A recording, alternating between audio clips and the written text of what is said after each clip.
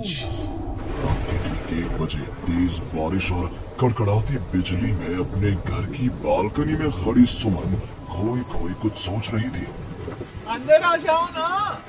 उसके घर के अंदर से आवाज आती है। तब भी सुमन काले अंधेरे में खड़ी न जाने किसका इंतजार कर रही थी, जिसमें से एक औरत अपने 2 बच्चों के साथ उसके पास वाले घर में लाल रंग की एक कार से उतरती है और बारिश में भागती हुई सामने वाले घर में चली जाती है।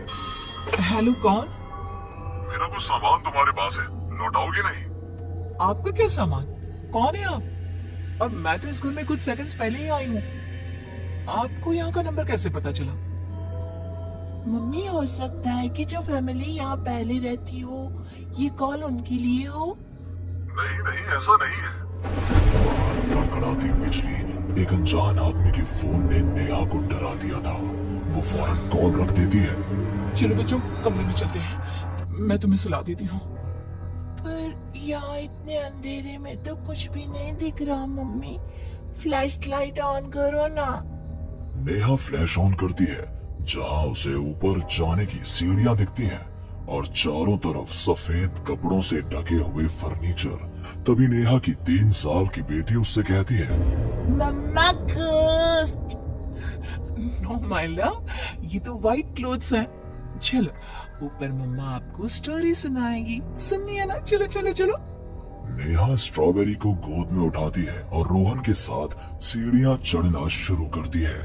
एक एक कदम उसे ऐसा एहसास हो रहा था मानो वो सीढ़ियों पर नहीं दलदल में कदम रख रही हो। ये मेरे पैर सीढ़ियों में धंस क्यों रहे हैं? बहुत देर चलने के बाद सीढ़ियाँ खत्म होती है। ऐसा लग रहा है मानो मैं जन्म से बस चल ही रही हूँ। जैसे तैसे थकी हारी नेहा ऊपर कमरे में पहुंचती है। जैसे ही फ्लैश बेड पर पड़ता है, वो देखती है कि उसके दोनों बच्चे पहले से ही बिस्तर पर सो रहे हैं। मेरा सर चकरा रहा है। बच्चे तो मेरी गोद में थे, यहाँ कैसे आ गए? और वो भी मुझसे पहले। नेहा कुछ समझ नहीं पाती और बेसुध होकर जमीन पर गिर पड़ती है। अगली सुबह उसकी आंखें सूरज की किरणें चेहरे पड़ने से खुलती हैं। नेहा बालकनी में जाती है, जहां उसे सुमन अपने बालकनी में खड़ी दिखती है। ऐसा लग रहा था मानो सुमन रात भर से वहीं खड़ी थी।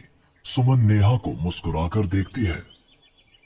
हेलो, मैं यहाँ कल ही शिफ्ट हुई हूँ। मेरे हस्बैंड का यहाँ ट्रांसफर हुआ है। आसपास कहीं घर ही नहीं मिला, तब 40 किलोमीटर दूर यहाँ ये घर मिला। आप यहाँ पर कब से हैं? पता नहीं, सालों हो गए, यहाँ कोई आया ही नहीं। पर अब तुम आई हो तो राहत सी लगी। आओ ना घर पर। हाँ हाँ, क्यों नहीं, मुझे भी कंपनी मिल जाएगी। वैसे कल रात ना यहाँ कुछ अजीब महसूस किया मैंने। मैं आकर बताती हूँ। नेहा सुमन से मिलने उसके घर जाती है और पिछली रात हुए इंसिडेंट के बारे में उसको बताती है। ये तो कुछ भी नहीं है नेहा, ऐसे तो कई इंसिडेंट्स मेरी एक फ्रेंड के साथ भी हुए हैं और रोज होते ही हैं। सुमन अपनी कार में बैठी अपने नए ठिकाने की ओर बढ़ रही थी। जंगल के बीच से गुजरती वो खुद से कहती है, ये सिविल इंजीनियर्स की लाइफ ना बड़ी मुश्किल है। कहाँ जंगल झाड़ी में रहना पड़ेगा। कार एक घर के पास रुकती है। लीजिए मैडम, हम आ गए। आपको कुछ जरूरत हो तो मुझे कॉल कीजिएगा, मैं ये बगल वाले घर में ही हूँ। सुमन घर के अंदर जाती है। डाइनिंग टेबल पर पहले ही खाना रखा हुआ था, पानी का ग्लास भी, टीवी ऑन ही था। ऐसा लग रहा था मानो अभी अभी यहाँ कोई था या है। चलो, कंपनी अच्छी है, सब अरेंजमेंट्स मेरे आने के पहले ही कर रखे हैं। सुमन खाने की टेबल पर बैठती है, जहाँ 5 लोगों का खाना परोसा हुआ था। ये 5 प्लेट किसके लिए सर्व कर दिया? हाथ है। सुमन अपनी प्लेट से खाना शुरू करती है और उसी वक्त बाकी 4 प्लेटों से भी खाना गायब होने लगता है। प्रमिल, कहाँ हो तुम प्रमिल? सुमन भागती हुई अपने ड्राइवर के घर पर जाती है। सुमन क्या देखती है कि प्रमिल जमीन पर गिरा हुआ है। फर्श पर हर तरफ खून ही खून। प्रमिल के मुंह से भी खून आ रहा था। वो कराहता हुआ कहता है, मैम यहाँ रूहें रहती हैं, ये आपको भी नहीं छोड़ेंगी। ये कहते कहते ही प्रमिल दम तोड़ देता है और सुबह के 11 बजे अचानक ही अंधेरा छा जाता है। चारों तरफ से अजीबोगरीब आवाजें आने लग जाती हैं। मम्मी, आई, अरे कोई खाना देगा क्या मुझे? अरे जी सुनिए ना, प्लीज मुझे मत मारो। पापा बचाओ, ये लोग कौन है? सुमन अपने दोनों हाथों से अपने कान को बंद कर लेती है और जोर जोर से चीखती है। अचानक एक सन्नाटा चारों ओर फैल जाता है। सुमन प्रमिल के घर से बाहर निकलती है। चारों ओर घुप अंधेरा, वो भी कुछ देख नहीं पाती और वापस अपने घर की ओर लौट आती है। इससे अच्छी तो मौत होती, ये मैं कहाँ फंस गई। मम्मा गोदी। अरे सुमन, क्या मरने वरने की बात करती रहती हो?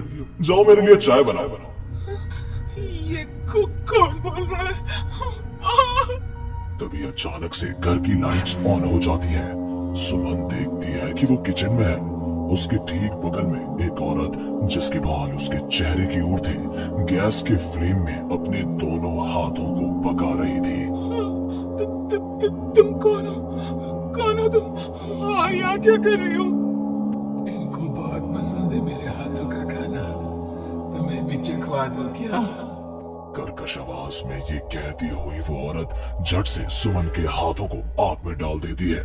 सुमन चीखती रहती है, पर वो औरत उसके हाथों को नहीं छोड़ती। तुम्हारे पेट में एक बच्चा है ना, सो किया मैंने। और औरत ये कहती सुमन के पेट पर हाथ फेरने लग जाती है और उसके पेट में हाथ डालकर मांस का टुकड़ा बाहर निकाल कर खा लेती है। मेरा बच्चा। ये तो कुछ भी नहीं, उधर देखो। वो औरत दीवार की तरफ इशारा करती है। दीवार पर खून के ऐसे धब्बे थे मानो नवजात शिशुओं को उसी दीवार पर पटक पटक कर मार दिया गया हो। तभी वहां लगभग 5 साल का एक बच्चा आता है। उसका शरीर पूरा सफेद और आंखें काली थी। माँ, भूख लगी है। वो औरत अपने आग में सेके हुए हाथ को वहीं पास में पड़े चाकू से काटकर बच्चे को खाने को दे देती है। सुमन तो समझो अब मर ही चुकी थी। इतना कुछ देखने के बाद कौन ही जिंदा रह सकता था। अब उसका शरीर भी गवाही दे रहा था। एक कदम भी चलना मुश्किल था। वो दीवार को पकड़ पकड़ कर बाहर हॉल में आती है, जहां डाइनिंग टेबल पर 5 लोगों को बैठा देखती है। बिना सर का एक आदमी टेबल पर अपनी बीवी और 3 बच्चों के साथ बैठा था। सभी सुमन की ओर देखते हैं। मम्मी, तुम मेरी मम्मी बनोगी। यहाँ हमारे जैसे बहुत से लग रहे थे, बहुत सारे। फिर उस लड़की का क्या हुआ? वो अब जिंदा है? हाँ, उन लोगों को एक जिंदा इंसान भी चाहिए था, जिसे वो रूहें रोज मारे, रोज। पता नहीं कितनी ही रूहें हैं, आज भी 1-2 तो दिखे जाती हैं। वो लड़की तो बस निकलने का राह ढूंढ रही है, पर वो निकलेगी कैसे? क्या कोई तरीका है?